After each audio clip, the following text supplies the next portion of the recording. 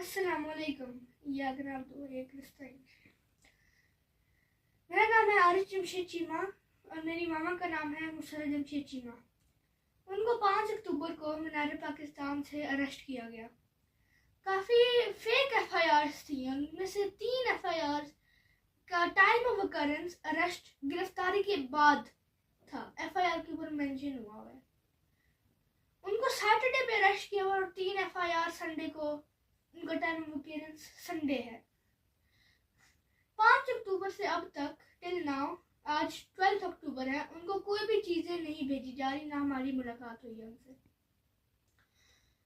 बाकी सारे जो प्रिजनर्स हैं, कोई भी ले लें, उनको सारे फूड नेसेसिटी चीजें भेज रहे हैं, उनकी मुलाकात भी हो रही है हर फैमिली मेंबर से। तो मेरी मामा को कोई भी नेसेसिटी नहीं दी जा रही जेल में, ना कोई मुलाकात हो रही है।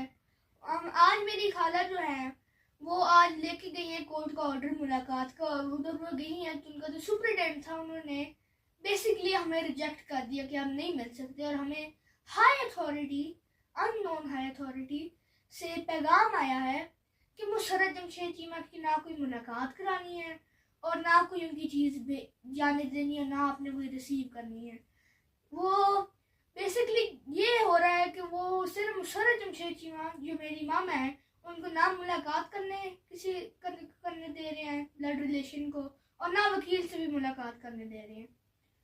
वो मेरी मामा जो है उनको लैक ऑफ प्रॉपर, इस तरह लैक ऑफ नेसेसिटी की वजह से फीवर है और वो डायबिटिक पेशेंट भी है, इसलिए।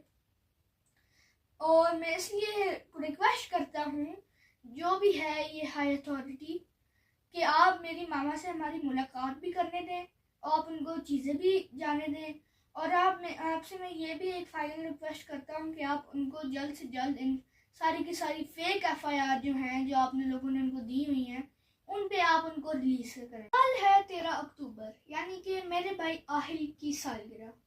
पिछले साल भी वो मेरी भाई की सालगिरह पे नहीं थी और इस साल भी सेम ही है, वो कल नहीं है मेरे भाई की सालगिरह पे। मेरा भाई जो है उसको हर वक्त असिस्टेंट चाहिए होता है, वो उसको एक ट्रीटमेंट चल रही है। जब भी उसकी ट्रीटमेंट हम कर रहे होते हैं, उसकी मिड वे इस तरह की कोई पॉलिटिकल चीज़ जो होती है, जो कि बिल्कुल फेक, कोई एफआईआर होगी, किसी अरेस्ट में होगी या फिर किसी इस तरह की कोई चीज़ होगी, वो मिस कर देती है। और जो मेरा भाई है, which is one of the most beloved person to me, उसकी सारी ट्रीटमेंट ओवर हो जाती है और वो फिर से इस तरह वो थोड़ा सा बीमार हो जाता है और इस तरह की चीज़ें हो जाती हैं। करता हूँ कि आप ह्यूमन राइट्स को माने और ये सारी फेक एफआईआर जो है ये ख़त्म करें।